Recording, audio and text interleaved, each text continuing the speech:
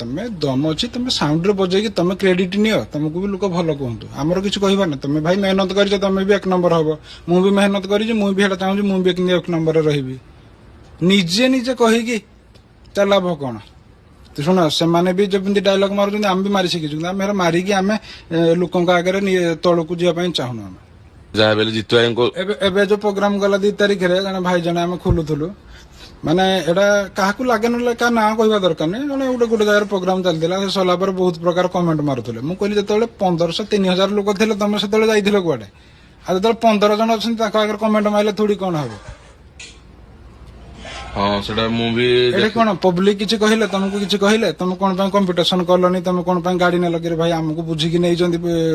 customer ସେ ନେଇଛନ୍ତି ତାଙ୍କ ପ୍ରୋଗ୍ରାମ ସିଏ ଚାହିଁଲେ ଏଡେ ଗାଡି ରଖେଇବେ ସିଏ ଚାହିଁଲେ ଏଠୁ ଗାଡି ନେଇକି ଯିବେ କିଛି ଲୋକ କମେଣ୍ଟରେ ଦେବେ ନାଇଁ ଗାଡି ଧରିକି ପଳେଇଲା କି ପଳେଇଲା କି ଏଟା କଣ ମୋ ବାର ପ୍ରୋଗ୍ରାମ ଚାଲିଥିଲା କି ତାଙ୍କ ପ୍ରୋଗ୍ରାମ ସିଏ ଗାଡି ରଖିବେ ନେଇବେ ତାଙ୍କ ଉପରେ ଡିପେଣ୍ଡ କରେ ଆଉ ଆମେ କଣ ଭାଡୁଆ ଆମେ ଗୋଟେ ଜାଗାକୁ କାମ କରି ଯାଇଛୁ ନା ତମକୁ ଆଇନା ଦେଖେଇକି ରାତି ଭର ତମ ସହିତ ଆମେ ମଜାକ ଲାଗିବୁ